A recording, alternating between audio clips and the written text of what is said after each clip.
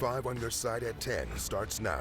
There's another hot and steamy day across the region. Today's high was 98 degrees, but relief is on the way. I'll detail that and when we expect rain back in the forecast coming up. Remembering a true statesman, tonight the tributes pouring in for former Illinois Governor Jim Edgar.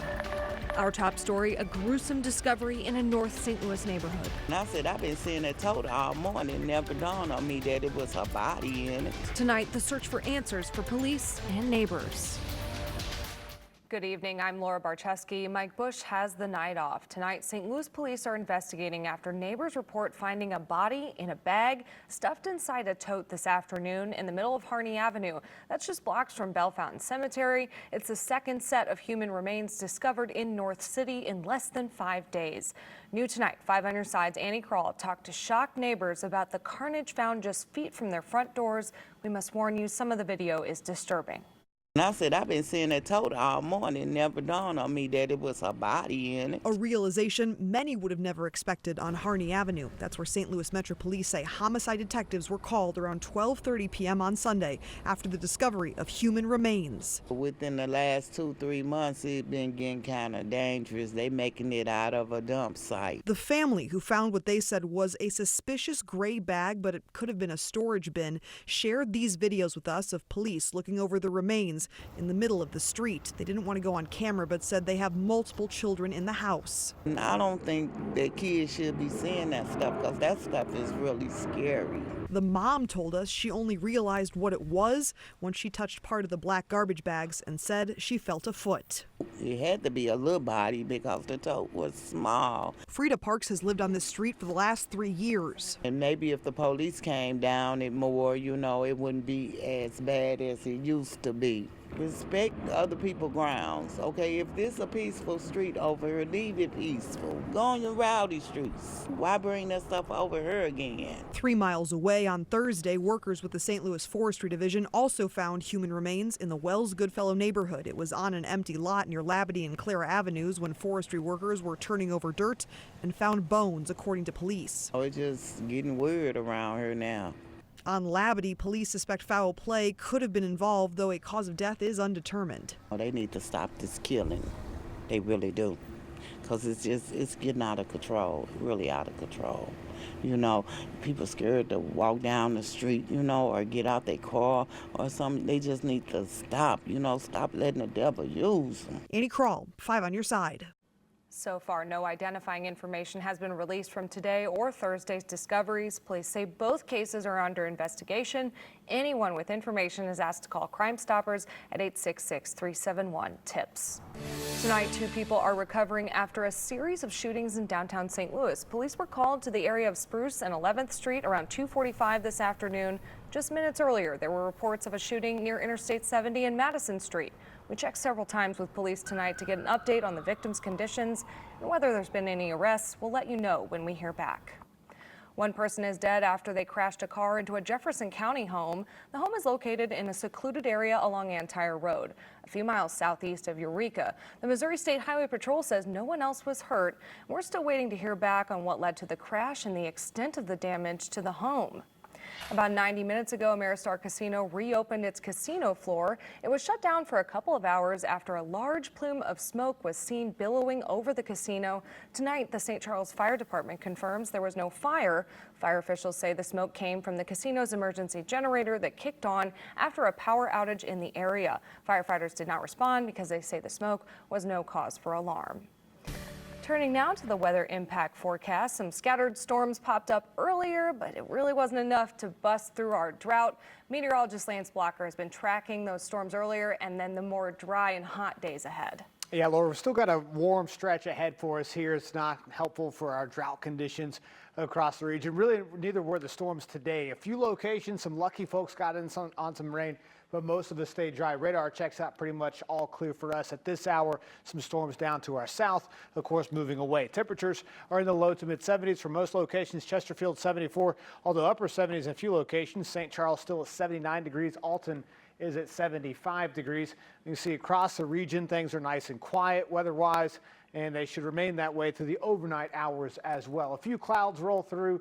Otherwise, just temperatures fall through the 70s to around 70 degrees for an overnight low. Tomorrow, not as hot as what we saw today. Today's highs, like I mentioned, were in the upper 90s, 98 degrees in town. But the good news here is that we'll see better temperatures and better rain chances in the forecast ahead. I'll detail out what that means for our region coming up in about 10 minutes. Tonight, the tributes are pouring in for former Illinois Governor Jim Edgar. He died today at the age of 79. Earlier this year, he revealed he was diagnosed with pancreatic cancer. He served 2 terms as governor in the 1990s. A downstate Republican was elected to the Illinois House in 1976. He was appointed to serve as Secretary of State in 1981, winning re-election twice. As governor, he pushed for stricter laws against drunk driving, including lowering the blood alcohol content limit to 0.10%. Edgar is survived by his wife Brenda and 2 children, Brad and Elizabeth. Illinois Governor J.B. Pritzker has ordered flags in the state to be lowered to half staff in Edgar's honor. In a statement, the governor says he was, quote, lucky enough to consider him a friend and mentor and have found myself drawing from his words of wisdom on countless occasions. His commitment to reaching across the aisle in service of the people of Illinois undeniably made our state better. U.S. Congressman Mike Bost also paid tribute on social media, the Republican posting, quote, Jim was the first governor I served with in Springfield, and I will forever value his friendship and steadfast service to our state. Funeral arrangements have not been announced.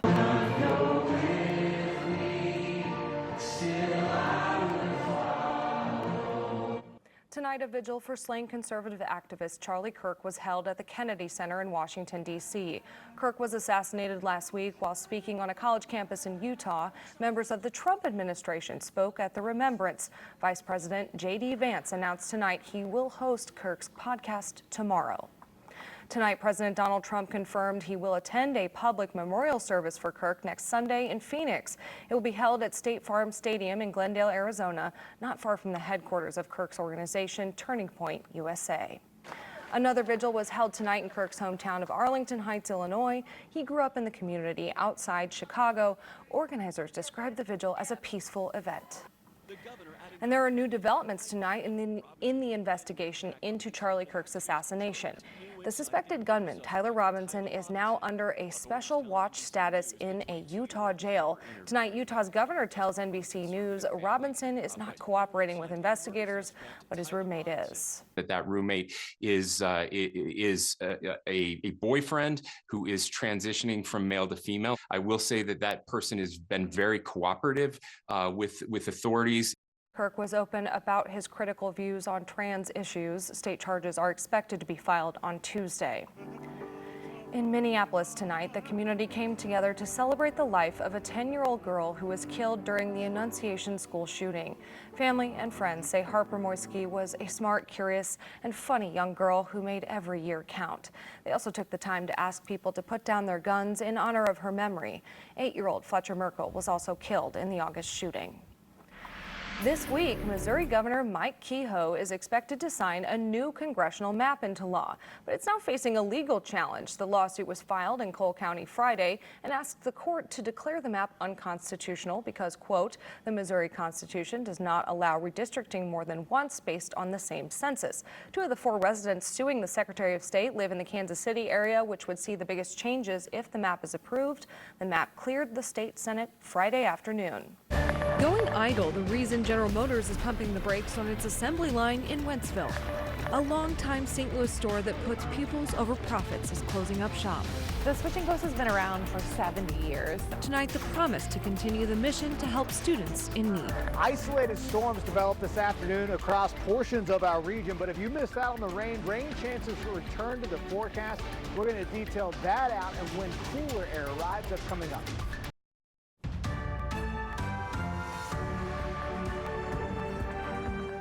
Workers at the GM plant in Wentzville are facing a temporary layoff. United Auto Workers Local 2250 posted the news on its website saying it's due to an issue with available parts. The layoffs will take place between September 29th and October 19th. It will affect workers on 3 shifts across multiple departments. 5 on Your Side has reached out to both the union and General Motors for comment. We're still waiting on a response. Striking Boeing workers in the bi-state are entering their 6th week on the picket line on Friday. Members of the Machinists Union voted down the company's latest contract offer. They say it lacked a competitive signing bonus and didn't raise 401k benefits.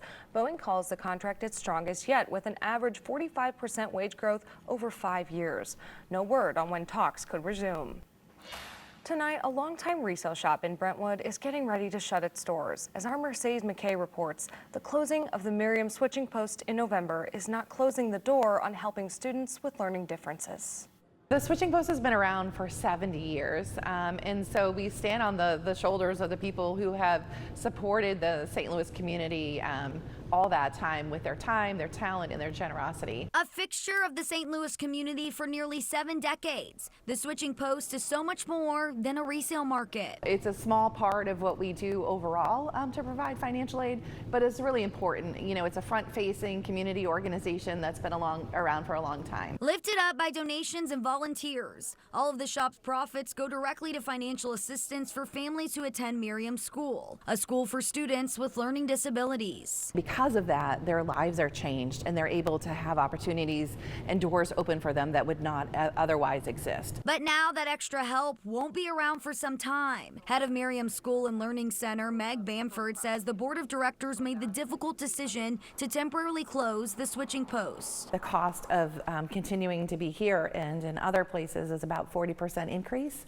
And so that's unfortunately just too much for the organization at this moment to sustain. While it's tough to come to terms with, Bamford says this isn't the end. The idea is that we just push pause and then we kind of look at what we do and how we do it, try to diminish those overhead costs, find a new location, and then think about how we can more explicitly intertwine our programming with the store. And with all the love that filled the shop on Hanley Industrial Court, she's hopeful for what the future will bring. I just really want to express my gratitude to everybody who has been a part of the Switching Post, and we really do look forward to the next chapter of the Switching Post. The last day to shop here at the Switching Post will be Friday, November 1st, but you can still help out financially by donating to help fund scholarships and the future innovation of what the Switching Post will be. We have that on our website, KSDK.com. In Brentwood, Mercedes McKay, 5 on Your Side.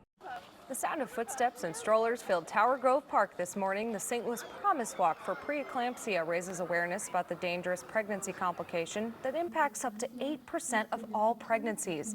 The event was organized by 2 mothers personally affected by the condition. A lot of those symptoms that you have for preeclampsia do mimic normal pregnancy symptoms, and so it can be hard to kind of decipher. Spreading the awareness about the symptoms and early detection, because honestly, if we don't do it, I don't know that work would be done. This was the 2nd year for the walk. We have more information on how to support the effort in the As Seen on TV section of KSDK.com. More than 286 Special Olympic athletes hit the lanes at St. Clair Bowl in Fairview Heights today. They competed in the regional bowling tournament. The event included singles, doubles, and team competitions. The gold medal winners will compete at the statewide tournament later this year.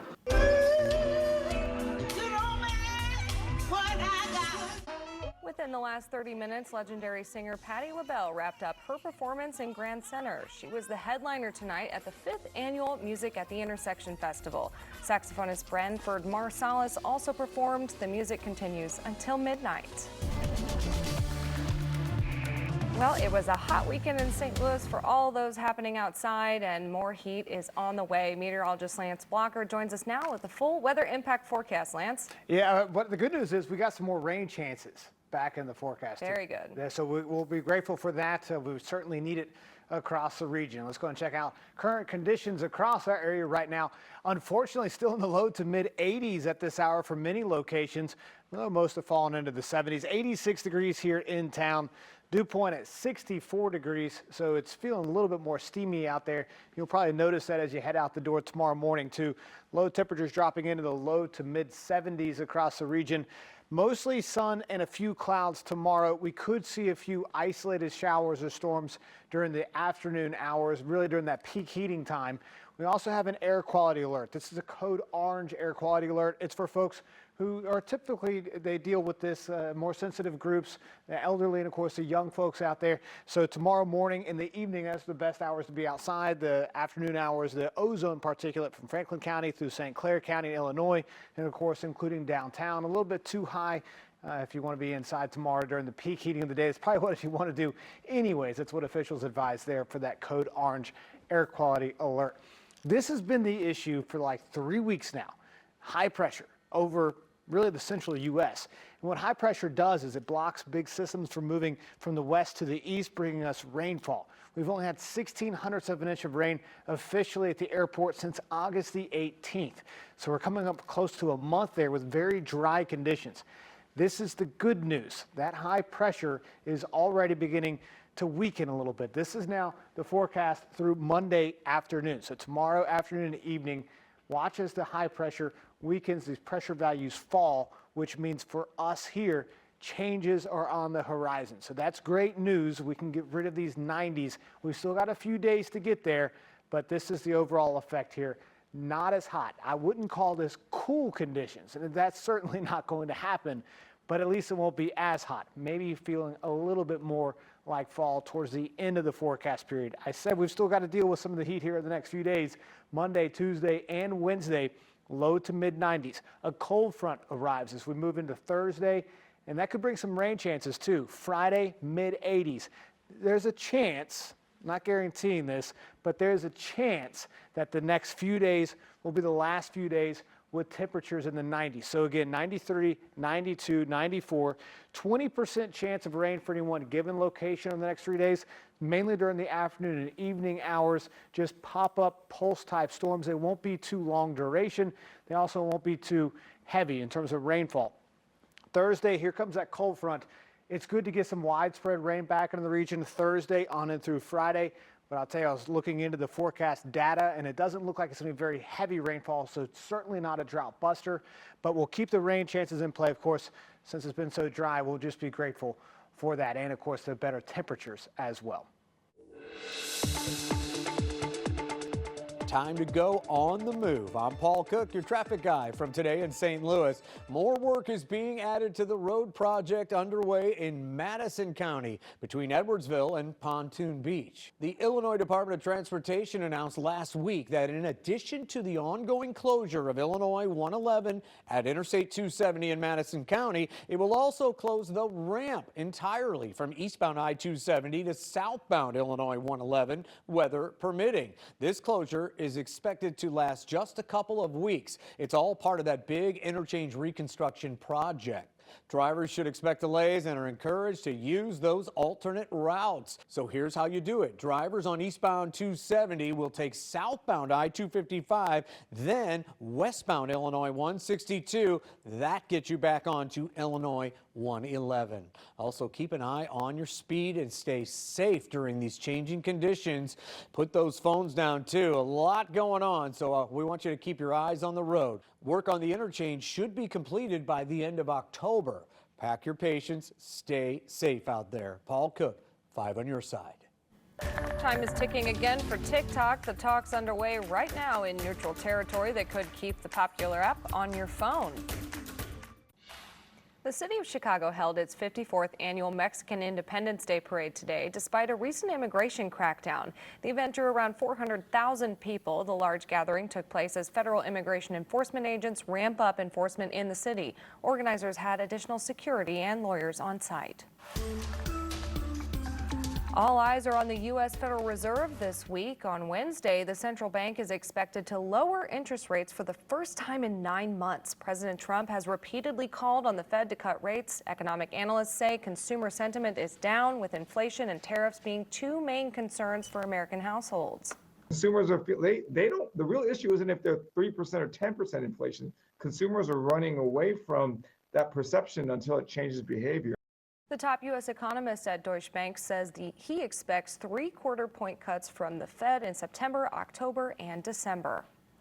Tonight, U.S. Treasury Secretary Scott Bessent and Trade Representative Jamieson Greer are in Spain to begin trade talks with Chinese officials. The two countries are at odds over tariffs and the divestiture of TikTok. The social media app could go dark in the U.S. on Wednesday. It's the third deadline for TikTok to find new non-Chinese owners.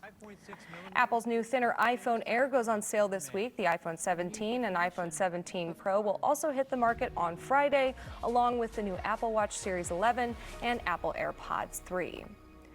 There was a big birthday party at the Vatican today. The Catholic faithful filled St. Peter's Square to wish Pope Leo a happy 70th birthday. The crowd greeted him with balloons, banners, and sang happy birthday before delivering today's blessing.